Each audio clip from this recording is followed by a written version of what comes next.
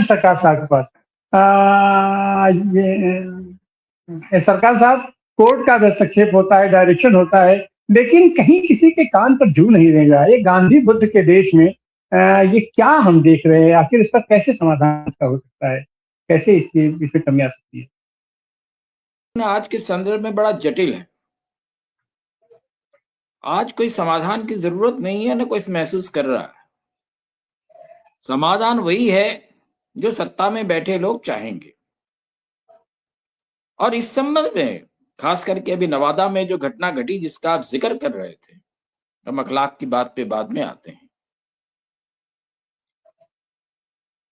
मैं समझता हूं ये सोची समझी सत्ता की रणनीति है।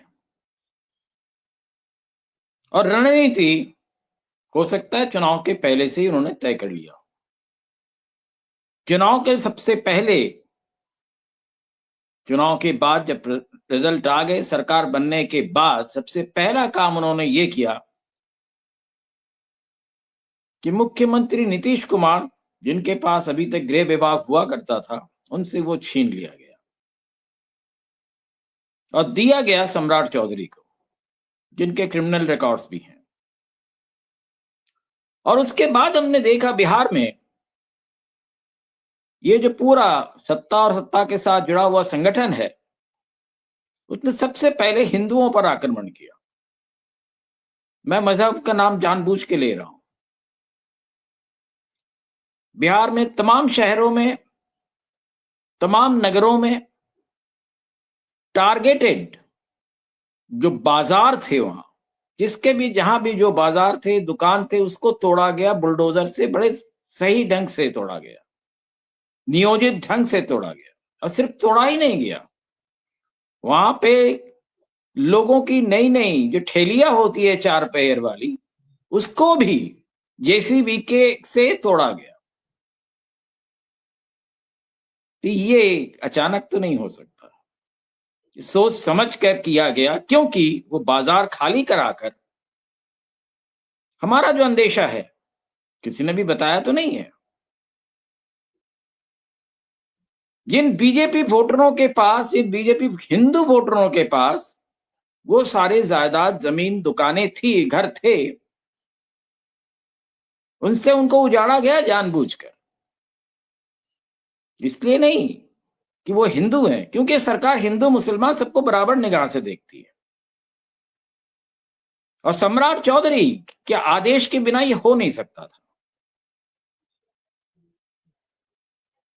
क्यों हुआ, क्यों किया गया? क्योंकि इन बाजारों को खाली कराकर मुल्क के बड़े व्यापारियों को उसको देना है। वहां मॉल बनेंगे और चीजें बनेंगी, पैसे आएंगे और पैसे के साथ साथ डोनेशन भी जाएगा। मैं डोनेशन की बात इसलिए कर रहा हूं कि अभी पिछले हफ्ते, पिछले शुक्रवार, इस शुक्रवार को, पहले शुक्रवार को कैबिनेट ने डिसीजन लिया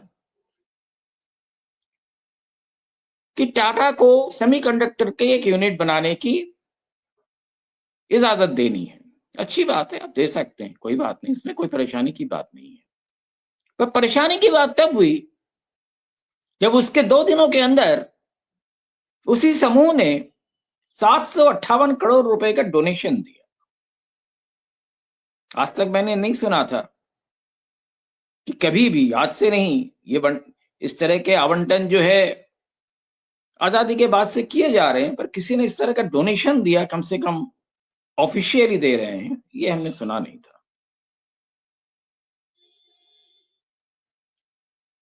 तो पैसा आता है, पैसा जेब में भी जाएगा। और आज एक पार्टी का जो है 10,000 करोड़ से ज्यादा का डिपॉजिट्स है बैंक में, उसके बाद दूसरी पार्टी, उसके पास सिर्फ 133 करोड़ है। बॉस की चीजें जुड़ी हुई होती है, हम इसलिए आपको इसको बता रहे हैं। अब आज आप कह रहे हैं कि उसके बाद जो है नवादा में मॉब लिंचिंग किया गया, उसके पैर के नाखून प्लास से खींच खींच के निकाले गए, पैर तोड़ा गया, हाथ तोड़े गए, हाथ की उंगलियां तोड़ी गई, उसके सीने पे खड़े होके उसको जिस विभत्स तरीके से उसके सीने के पंजरे तोड़े गए, फिर किसी तरह से वो 5 दिन जिंदा कैसे रहा, ये सबसे बड़ी बात है। ये इसलिए किया गया कि वे जो सरकार बिहार की है वो ये दिखाना चाहती है हिंदू मुसलमान उनके लिए सब बराबर है। तो ये लिंचिंग जो है और वो जो घर तोड़े जा रहे हैं, दोनों जुड़ी हुई चीजें हैं। ये सरकार दोनों को वाकई एक ही निगाह से देख रही है, क्योंकि बड़े बड़े घरानों के काम तो इनको करना है, और बड़े घरानों का काम करने के लिए उनको जमीन भी देना है, जायदाद भी देना है, उनसे पैसे भी लेना है। और जनता का कोई मजहब नहीं होता, जनता जनता होती, आवाम होती है। जी सर। तो इसलिए ये सारी चीजें की रही। आप कह रहे इसका समाधान क्या है? समाधान है जनता की जागृति, समाधान है इस प्रकार के जो संगठन देश में बन रहे हैं। किसी भी पार्टी के साथ उसका अगर जुड़ाव है तो उसके सारे लोगों को तहस नहस जब तक आप नहीं करेंगे तब तक कोई समाधान नहीं हो सकता है। राजनीतिक दल जो विपक्ष में है उनकी आवाज खत्म कर दी गई, छोटी छोटी बातों पे उनको भी ले जाकर बंद कर दिया जाता है। कोई जनता के कोई आदमी आवाज उठाता है उसको बंद कर दिया जाता है। तो ये जो माहौल चल रहा है, और दूसरी चीज, अखबार हो, टीवी चैनल्स हो, ऐसी कोई खबरें, ऐसा कोई एनालिसिस कोई नहीं देगा जिस पर हम आज बात कर रहे हैं। जी। ये देश के लिए एक बहुत संक्रमण का दौर है, और इस संक्रमण के दौर में देश के नागरिक अगर खड़े नहीं होंगे और खुल के बात नहीं करेंगे इन चीजों पे, तो ये चीजें बढ़ती रहेंगी। सवाल है, जी सर। सबसे पहला सवाल वहां से उठता है कि आखिर नीतीश कुमार से गृह मंत्रालय क्यों ले लिया गया, और उसके बाद इस तरह के अत्याचार क्यों किए जा रहे हैं। और ये देश में अकेले नहीं है। अखलाक की जो घटना घटी, अखलाक के घटना में 10 लोगों का नाम है, एफआईआर दर्ज है, केस चला नहीं है अभी तक। कोर्ट में गए और कहा कि सांप्रदायिक सौहार्द के लिए, और चूंकि कोई सबूत हमें नहीं मिल रहा है, पुलिस को सबूत मिल नहीं पा रहा है, मतलब पुलिस सबूत के लिए कोशिश भी नहीं कर रही हो, ये नहीं कहा पुलिस ने, इसलिए हम एफआईआर को विड्रॉ करना चाहते हैं। ये तो गनीमत है कि बाकी जो अखलाक के घर के लोग हैं उन्होंने उसका विरोध किया, और साथ में कोर्ट ने ये कहा कि आप दिखाइए कि किस मर्डर केस में, 302 के केस में कोई एफआईआर कौन सा विड्रॉ हुआ है। बिल्किस बानो का केस हम भूल गए, उनके साथ जो जातियां जिन्होंने की थी, वो जब उनको जबरदस्ती बरी कर दिया गया और फूल मालाओं से उनका स्वागत किया गया। तो ये अगर कल्चर, ये अगर संस्कृति पूरे देश में, भारत जैसे देश में बनेगी, तो भारत में हो सकता है कुछ व्यापारियों का भला तो हो जाए, पर देश के नागरिक सुरक्षित नहीं है। और इसके लिए जो है राजनीतिक क्षेत्र में ही नहीं, सामाजिक क्षेत्र में, स्कूलों में, पहले हम स्कूलों के बच्चे होते थे, कॉलेजों के बच्चे होते थे, हम सड़क पे निकल जाया करते थे। आज प्राइवेट यूनिवर्सिटी या प्राइवेट कॉलेज, स्कूल्स और कॉलेजेस होने के बाद जो है वो आजादी बच्चों की खत्म हो गई है। इंडिगो की घटना घटती है, लाखों लोग तबाह हो जाते हैं, पर मोनोपोली बढ़ती रहती है, क्योंकि इंडिगो ने भी इलेक्शन डोनेशन दिया था। तो मोनोपोली बढ़ाया जाना जो है, और जनता पर अत्याचार करना जो है, चीजों के दाम बढ़ाना जो है, ये सोची समझी नीति है, ये इत्तेफाक नहीं है। जी सर। दिखाई पड़े तो जाहिर सी बात है कि जनता के आक्रोश को कहीं ना कहीं तो उसको रास्ता निकालना पड़ेगा। सिवाय सरकार, आप कुछ कहना चाहेंगे? सी बात करना चाहूंगा, सलीम साहब की बातें जो सलीम साहब ने कहा बहुत वाजिब है कि आप अगर किसी को, बिल्ली को इस तरह से दबोचेंगे तो वो भी झपटेगी। बिल्कुल सही है। सलीम साहब, मैंने जो ये कहा कि बराबर का सलूक कर रही है, वो 2 तरह से कर रही है। उनके सामने हिंदू मुसलमान जो है, हमारे लिए वो दिखावे के लिए बहुत सारी चीजें कर रहे हैं। वो मंदिरें भी तोड़ रहे हैं हिंदुओं की, इतनी मंदिरें तो औरंगजेब ने नहीं तोड़ी जितने इस पिछले 5-7 साल में तोड़ी है। बनारस में आनंद साहब खुद देख चुके हैं इसको, आज भी तोड़ा जा रहा है दाल मंडी।